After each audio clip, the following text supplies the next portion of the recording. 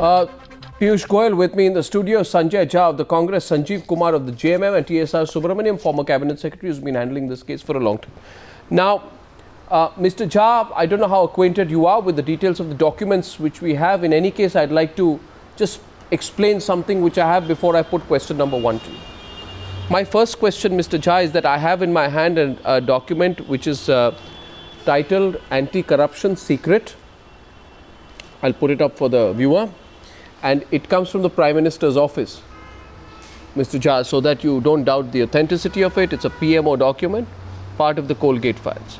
In this, a director in the Prime Minister's office talks about the pressure that was being put by 2 Congress members of Parliament on a PSU boss, and there it is actually, the close-up, when the PSU boss refused to give 100 jobs to people of the Member of Parliament's choice. It's fairly serious, isn't it, Mr. Jha? This is a PMO paper, which means there was a give jobs or I will pressure you scam going on, which the PMO knew about. The government was made aware of. Your comments, please, Mr. Jha, on point number 1 tonight. Okay, Arnab. First and foremost, I'm glad you acknowledge that, and I'm getting an echo, if you don't mind, so I'm hearing more voice more than I should be hearing yours. You shouldn't be complaining about that, Mr. Jha. I'll answer your question. You should be relieved on a lighter note. No, hello. Can you hear me, Mr. Jha?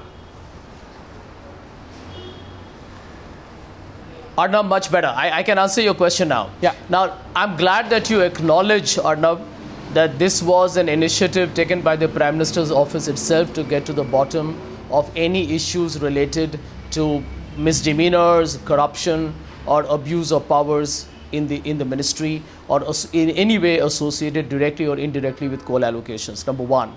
Number 2, and very important for you, because if you're discussing this, and I think we need to discuss this with all the gravity it deserves, we need to put some facts up front.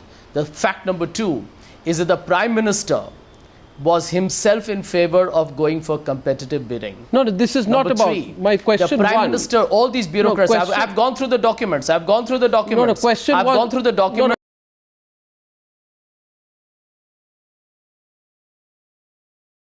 Has not backed the MPs. The Prime Minister has not backed what anyone did he take against trying the to MP? seek any unsolicited favors. First of all, slight bit of cross purposes with respect, Mr. Jha. At this point between you and me, it is written here, Shri Furkan Ansari had tried to get about 100 people of a particular religion in Jamtara area employed in SP Mines Chitra Deoghar district. However, Shri Ritola did not oblige. And what did this gentleman do? This Furkan Ansari writes a letter to the Prime Minister. Now I am putting up document number 2. He writes a letter to the Prime Minister. I have a copy of that as well, in which he puts all kinds of charges against the PSU boss.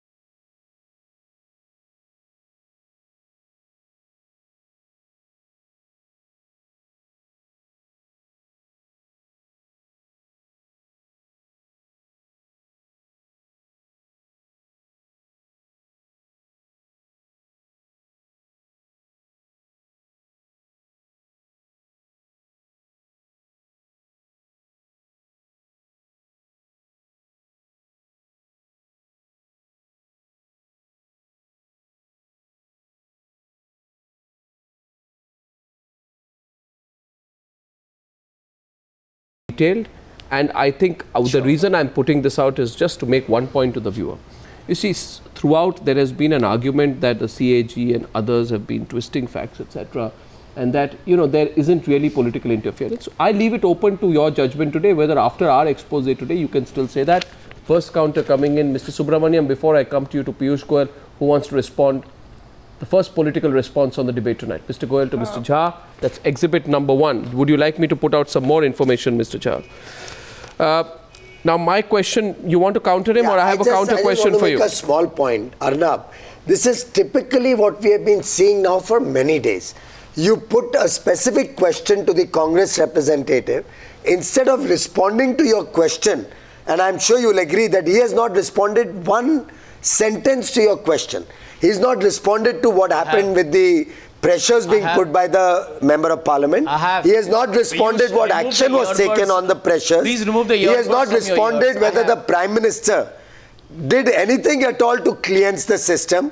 On the contrary, and I'm glad he's raised the issue of the coal block allotment suo moto and brought himself into the debate, brought that into the debate, because I have the whole CAG report. Your viewers are aware of this CAG report. On 6 occasions, the CAG has demonstrated how the Prime Minister's office scuttled every effort and attempt of an honest officer to try and introduce the auction process. How the PMO and the MOS coal under the PM and his whole department worked overtime, first to scuttle the auction process. When the law officers gave an opinion, when the law officers gave an opinion that it could be done by an executive order, they kept referring it back and again to get an opinion that it cannot be done. Then they put a cut-off date. They again flouted that cut-off date. So exhibit number 2. Exhibit number 2 tonight, as part of our investigation. I have with me this very, very explosive unsigned letter, which is also part of documents, and I'd like to say to Mr. Ranjit Sinha, CBI Director, I know, Mr. Sinha, you also have this letter. And I know, Mr. CBI Director, you know that there is something very explosive in this letter. From this letter, and I quote page number.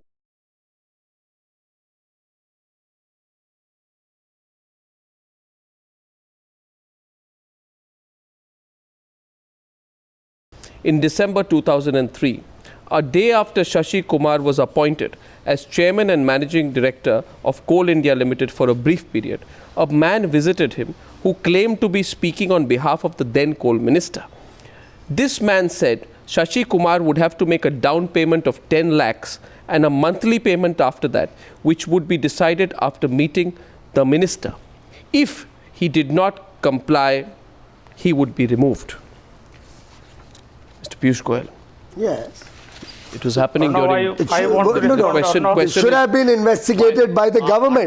If the government received this letter, if the government received this letter, they should have acted on it. Why did they not act on it? Why did it wait for 10 years before any action has been initiated on it? Take the whole letter in composite form, and action should be taken on the whole letter. We are not defending anybody. But you accept it was happening in... No, I don't accept it at all. I say there should have been action taken on the letter, and investigation should have been carried out for 1 and 2 and 3 and everything in this letter, if at all it's a genuine letter. But that does not mean that it justifies the fact that they stopped the allocation process to be made more transparent. It does not justify the actions of this government in scuttling all the probes. It does not justify the action of this government in not allowing a transparent process to come in. A counter is coming in. I think it's fair you take the counter. Sanjay Jha, make the counter brief, because 2 of our panelists have not spoken, and I have a few set of questions for the JMM as well tonight. Sanjay Jha, your brief rebut, a brief reply. That's the agreement between both sides. Sanjay Jha. Absolutely. I'll keep it very brief. Piyush Goyal, before you make this discussion political, I can tell you this for a fact, that you should know that your Arjun Munda looted Jharkhand, and before that Madhu Koda was made a mining coal minister in Jharkhand under Arjun Munda, and we know what Madhu Koda did. Don't make this political, because you know that the biggest beneficiary in coal allocations have been your BJP government ministers and other cronies of Mr. Well, I think this comment is completely uncalled for. If he can back it with any proof, he is duty bound to go to CBI tomorrow. Prime Minister's office has acknowledged. Mr. Sanjay Jha, you either go to CBI right away with proof, or you withdraw and apologize. You are open to a legal notice. If you are making these allegations, please back it up with proof. Feel free. Please go to the CBI. Please go to the CBI with proof. By the way, you have to send defamation notice to 1500 media channels. आप अगर ऐसा कुछ इल्जाम लगाना चाहते हैं तो मेहरबानी करके CBI पे जाइए.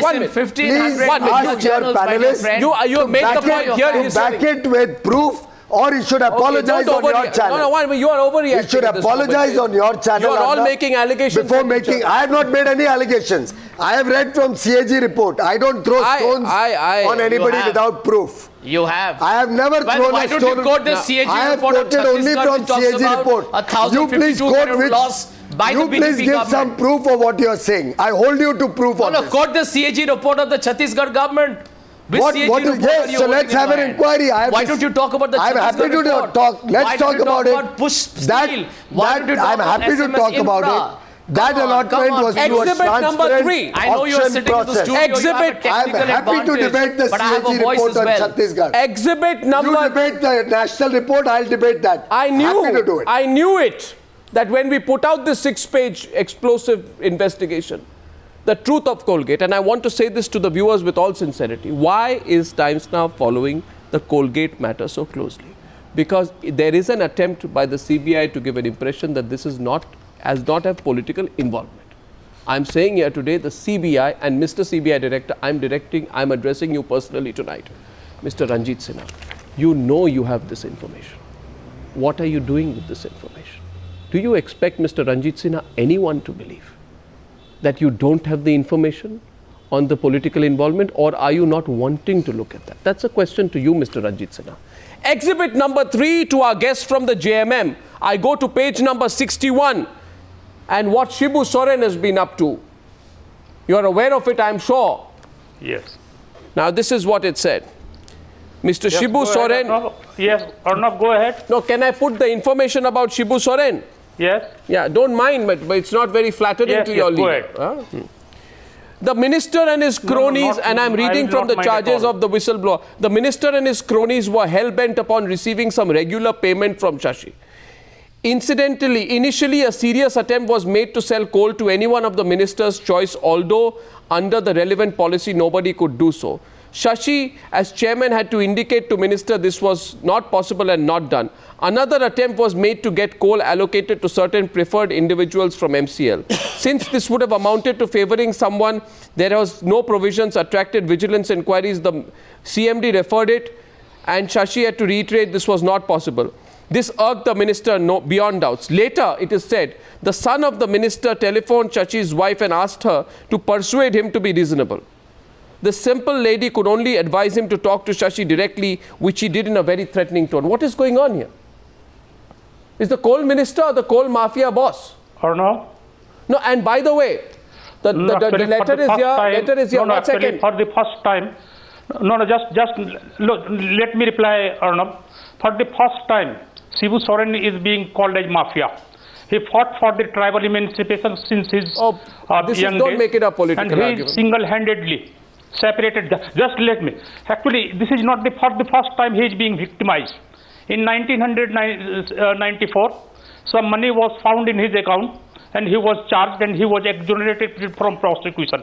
And finally, it was decided by the tribunal that the money which was found in his bank account was a donation money. Sir, I am asking you about the material which is here. Do you believe Shibu Soren should be investigated? No, actually, how he had been...